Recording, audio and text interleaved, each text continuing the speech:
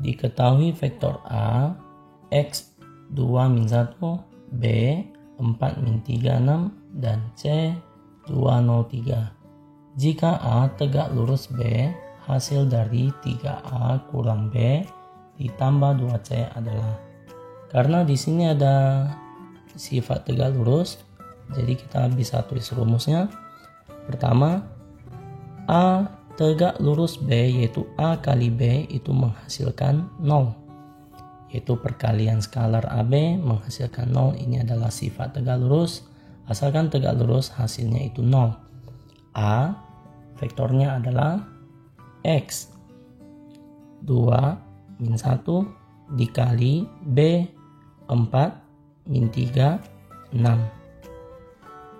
Yang pertama kali pertama X kali 4 maka 4X tambah yang kedua kali kedua 2 kali min 3 maka dapat min 6. Lalu tambah min 1 dikali 6 maka dapat min 6 sama dengan 0.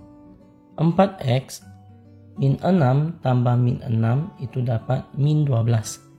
Min 12 dipindah ke ruas kanan dapat positif 12. Maka kita cari X sama dengan kali 4 dipindah jadi bagi 12 dibagi 4. Maka X dapat 3. Setelah dapat X kita masuk langkah 2 yaitu cari 3A dikurang B ditambah 2C. 3A dikurang B ditambah 2C.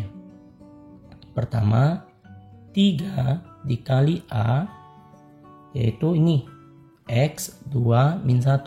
Tadi X kita dapat 3, maka 3 2 min 1 tutup kurung, ini untuk 3A. Lalu kurang B yaitu vektor B 4 min 3 dengan 6 tutup kurung. Ini untuk yang bagian depan. Tambah belakang ini kan dapat 2C. Yaitu 2 dikali C. 2, 0, 3. Sambung. 3 dikali 3 maka dapat 9. 3 kali 2 maka dapat 6. Lalu 3 kali min 1 maka dapat min 3. Tutup kurung dikurang. Buka kurung. 4 min 3 dengan 6. Lalu ditambah 2 kali 2 dapat 4. 2 kali 0 dapat 0. Dan 2 kali 3 dapat 6. Tutup, lanjut lagi yang depan. 9 kurang 4 dapat 5. 6 kurang min 3 dapat 9. Min 3 kurang 6 dapat min 9. Tutup kurung. Ditambah belakang turun 4, 0, 6. Kita jumlahkan yaitu 5 tambah 4 9, 9 tambah 0 9, min 9 tambah 6 dapat min 3. Maka hasilnya adalah 99 min 3, jawabannya di B. Lanjut soal berikutnya. 22. Alif, Abdul, dan Azam sedang menerbangkan layang-layang. Masing-masing berdiri pada koordinat min 1, lalu 4, 8, lalu 1, 2, 3, dan 5, Y dengan Z. Yang segaris. Maka posisi berdiri azan pada koordinat adalah, jadi nanti kita mau cari posisi azan. Kita tulis dulu yang alif. Itu posisinya adalah min 1, 4, 8. Kalau untuk Abdul itu posisinya adalah 1, 2, 3. Kalau untuk posisi azan adalah 5, Y dengan Z. Karena mereka pada posisi yang segaris maka bisa memenuhi rumus angka 1. AB itu sama dengan K dikali BC, yaitu ini jarak A ke B, lalu ini jarak B ke C. Kita misalkan dulu alif itu sebagai A, A, lalu Abdul itu sebagai B, dan Azan itu sebagai C. Maka jadi AB itu adalah jarak antara A dengan B, yaitu jarak antara Alif dengan Abdul. BC adalah jarak antara Abdul dengan Azan. Karena di sini bilang segaris, maka memenuhi rumus AB sama dengan K dikali BC. Kita ganti rumus vektornya. AB itu cara hitungnya adalah B dikurang A. Lalu sama dengan K. BC artinya C dikurang B. B yaitu koordinatnya, yaitu ini Abdul. 1, 2, 3. Lalu kurang vektor A yaitu untuk yang alif, yaitu -1. Lalu 4 dengan 8. Tutup sama dengan K dikali C yaitu Azam. Azam itu 5, lalu Y dengan Z, lalu tanda kurang. Vektor B yaitu Abdul, yaitu 1, 2, 3. Kita sederhana dulu. 1 kurang -1 maka dapat positif 2. 2 kurang 4 dapat -2. Terakhir 3 kurang 8 itu -5. Tutup. Lalu K buka kurung. 5 kurang 1 dapat 4. Y kurang 2 ya tetap Y kurang 2. Terakhir Z kurang 3 maka Z kurang 3. Langkah pertama kita cari nilai K dulu. Bisa pakai yang pertama ini. 2 sama dengan K dikali 4. Jadi 2 sama dengan 4K. Mau cari nilai K sama dengan 2 dibagi 4, maka setengah adalah nilai K. Setelah dapat nilai K, kita bisa cari nilai Y dengan Z. Langkah kedua, yaitu kita pilih yang baris kedua. Baris kedua, -2 sama dengan K, buka kurung, Y kurang 2. -2 sama dengan K, nilainya adalah setengah, lalu buka kurung, Y kurang 2. Di sini tanda kali, pindah ke sebelah menjadi bagi. -2 dibagi setengah sama dengan Y kurang 2. Bagi ubah ke kali, maka -2 dikali 2/1 sama dengan Y kurang 2. -4 adalah Y kurang 2. -2 pindah ke sebelah menjadi positif. -4 positif 2 sama dengan Y. Maka -2 adalah Y. Kita dapat titik Y. Sekarang langkah ketiga kita cari Z. Z kita pilih yang baris ketiga. -5 sama dengan K dikali Z kurang 3. -5 sama dengan K itu nilainya setengah. Buka kurung Z dikurang 3. Setengah pindah ke sebelah menjadi bagi. -5 bagi setengah sama dengan Z kurang 3. Bagi ubah ke kali, maka -5 kali 2/1 sama dengan Z kurang 3. Lalu -5 kali 2 dapat -10 sama dengan Z kurang 3. -3 ini pindah, maka -10 ditambah 3 sama dengan Z. -10 tambah 3 maka dapat -7 adalah Z. Jadi kita udah dapat titik Y dengan Z. Maka kita langkah berikut, yaitu langkah 2. Kita cari posisi azan. Azan itu tadi posisinya adalah 5Y dengan Z. Kita kan udah dapat nilai Y, yaitu -2. Lalu untuk posisi atau titik Z kita udah dapat, yaitu -7. Maka posisi azam adalah 5 -2 dengan -7. Maka jawabannya terletak di bagian C. Lanjut soal berikutnya. 23. Diketahui vektor A -2i positif 3j tambah K dan vektor B 4i tambah 4j tambah MK. Jika panjang proyeksi vektor A pada B adalah 1/3, nilai M yang memenuhi adalah, sekarang kita masuk langkah pertama. Karena di sini soalnya minta rumus pada panjang proyeksi vektor A pada B. Jadi ini ada rumusnya, yaitu panjang proyeksi vektor A pada B biasa simbol modulus C A kali B perkalian skalar, lalu terhadap pada B, maka terhadap modulus B. Ini adalah rumusnya. Sekarang kita langkah berikut, yaitu cari panjang proyeksinya. AB artinya A dikali B. Kita pakai komponen pada A dengan B untuk dikalikan. Untuk yang pertama itu min 2, lalu dikali yang vektor B yang pertama adalah 4, tambah yang kedua yaitu 3 dikali yang kedua yaitu 4, lalu ditambah yang ketiga 1, lalu dikali yang ketiga itu M, lalu karena di sini modulus B artinya kita mau cari panjang vektor pada vektor B, maka akar yaitu mulai dari yang pertama 4 pangkat 2 ditambah yang kedua 4 pangkat 2, yang ketiga M pangkat 2.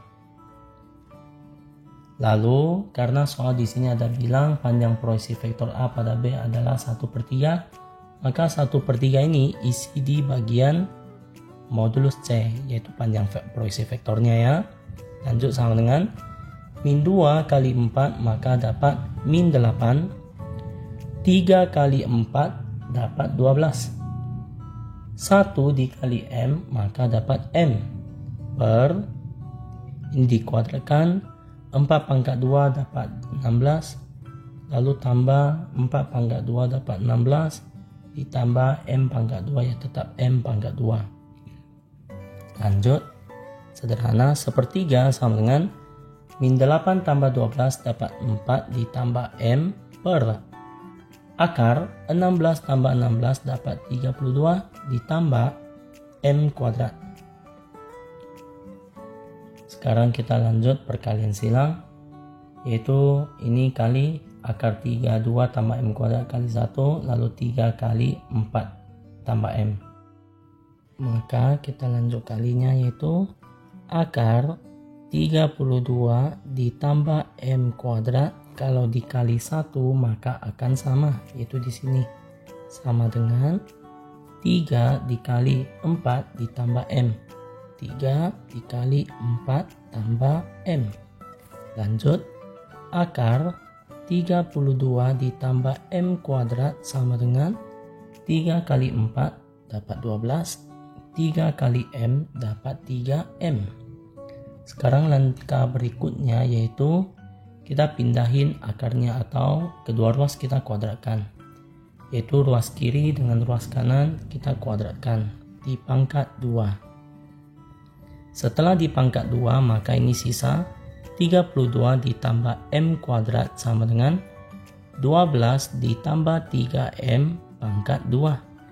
Kita lanjut ini, 32 ditambah M kuadrat, ini dibiarin, lalu sama dengan 12 ditambah 3M di pangkat 2. Cara kerjanya yaitu pangkat dulu, 12 pangkat 2 144, lalu 2 kali 12 24, 24 kali 3M positif 72M. Lanjut, 3M dikuadratkan dapat 9M kuadrat.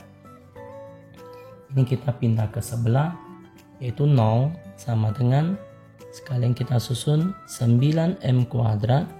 Ini M kuadrat kalau pindah ke sebelah menjadi min M kuadrat, lalu ditambah 72M, lalu positif 144, lalu 32 pindah ke sebelah menjadi kurang. Lanjut, 9M kuadrat dikurang M kuadrat maka dapat 8M kuadrat. Sambung lagi. 72M ini dibiarin. Lalu 144 dikurang 32 maka dapat 112. Lalu persamaan di sini bisa dikecilkan dengan bagi 8. Jadi bagi 8 ini dapat 0. 8M kuadrat bagi 8M kuadrat. 72M dibagi 8 dapat 9M. Lalu 112 dibagi 8 maka dapat 14. Sekarang kita sambung ke cara faktornya, yaitu angka berapa ditambah angka berapa bisa menghasilkan yang tengah, yaitu 9. Lalu angka berapa dikali angka berapa itu bisa menghasilkan ujung 1 dikali yang ujung 14. Jadi 14. Maka kita pikir yang tambah bisa 9 dan kali bisa 14 itu terletak di angka 2 ditambah 7 9, 2 dikali 7 14. Maka kita dapat pasangan ini nanti diganti ke dalam persamaan tadi, yaitu 0 sama dengan buka 2 kurung cara faktor. Ini M kuadrat dipisah menjadi M dengan M. Tadi kita dapat positif 2, ditulis positif 2, dengan yang kedua positif 7. Lalu sekarang kita pisah 2. 0 sama dengan M tambah 2 atau 0 sama dengan M tambah 7. Positif 2 pindah, maka dapat min 2 adalah M. Atau positif 7 pindah, maka dapat min 7 adalah M. Maka hasilnya M yang memenuhi itu di min 7. Jadi jawabannya terletak di A. Lanjut soal berikutnya. 24. Balok KLMN OPQR mempunyai panjang rusuk KL 16, LM 12 dan MQ 10. Jarak titik P ke titik N adalah, kita bisa buat dulu gambar baloknya, yaitu dengan nama KLMN. Ini K L M N dengan OPQR OPQR. Sekarang dikasih sisi, yaitu rusuk KL itu 16, lalu LM itu 12 dan MQ itu 10. Jadi ini dikasih panjang, lebar dengan tinggi. Sekarang kita masuk ke soal, dia mau cari jarak titik P ke titik N. Jarak titik P terletak di sini, titik N terletak di sini. Mau cari jaraknya itu yang disebut jarak dari titik P ke N, ini yang kita mau cari. Sebenarnya mau cari jarak PN ini itu dalam balok disebut diagonal ruang. Diagonal ruang itu ada rumusnya, yaitu diagonal ruang balok, rumusnya adalah akar P kuadrat ditambah L kuadrat ditambah T kuadrat. Asalkan kita isi sesuai rumusnya, nanti dapat panjang 16 kuadrat ditambah lebar 12 kuadrat ditambah tinggi 10 kuadrat. Lalu 16 kuadrat itu dapat 256, 12 kuadrat itu dapat 144, ditambah 10 kuadrat itu dapat 100. Lanjut, 256 tambah 144 itu dapat 400. 400 ditambah 100 maka dapat 500. Akar 500 sederhananya yaitu bisa pisah menjadi 100 kali 5. Akar 100 itu bisa menghasilkan 10. Akar 5 ya tetap akar 5. Maka ini dapat hasil 10 akar 5, terletak jawabannya di B. Lanjut soal berikutnya. 25. Perhatikan gambar kubus berikut. Diketahui titik P merupakan perpotongan antara diagonal BG dan CF. Jadi kita cari titik P-nya dulu, yaitu perpotongan diagonal BG dan CF. BG dengan CF itu berpotongan menghasilkan titik P. Yang ini yang disebut titik P. Lalu kita kembali ke soalnya lagi. Cermati beberapa pernyataan berikut. Titik P terletak pada bidang ACGE. Kita coba perhatikan ACGE. ACGE itu adalah bidang diagonal. ACGE ini itu adalah hasil perpotongan yang terletak di tengah. Dan titik P terletak pada ACGE itu udah jelas salah. Karena titik P itu terletak di luarnya. Kita coba lihat ya, yang bagian ACGE. ACGE terletak di sini. Lalu titik P-nya itu terletak di bagian luarnya. Karena dia nggak nempel di bagian ACGE. Jadi ini yang salah. Kita lanjut yang pernyataan kedua. Titik P terletak di luar bidang BCHE. Kita cek dulu BCHE.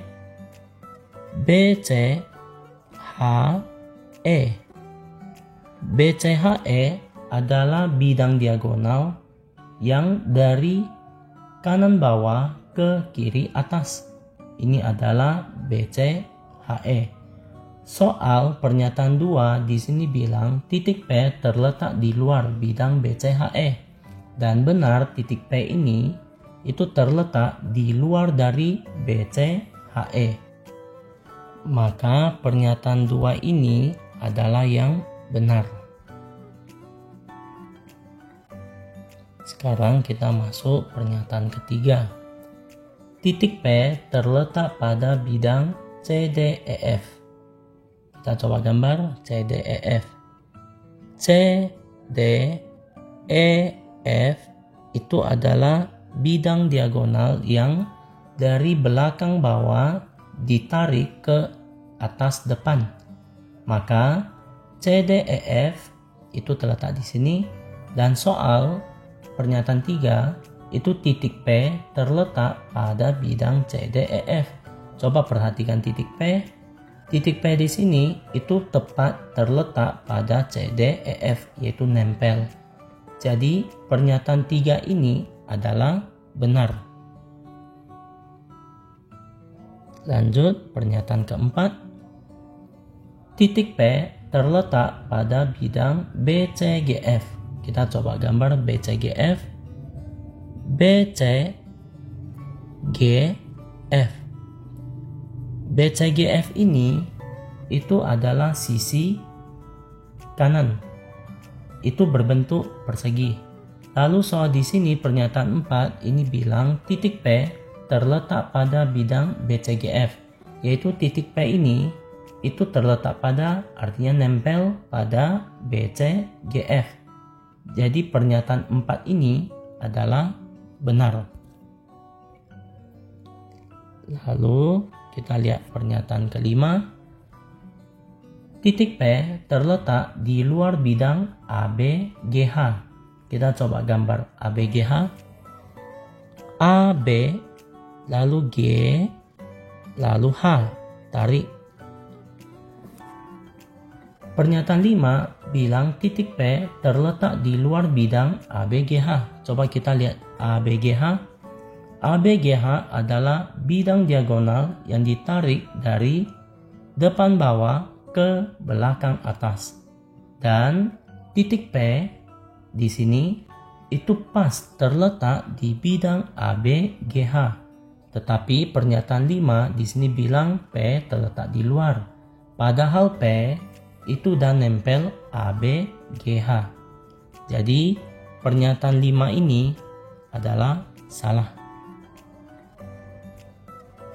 Maka jawaban yang benar itu di bagian 2, 3, dengan 4. 2, 3, 4 jawabannya terletak di bagian D.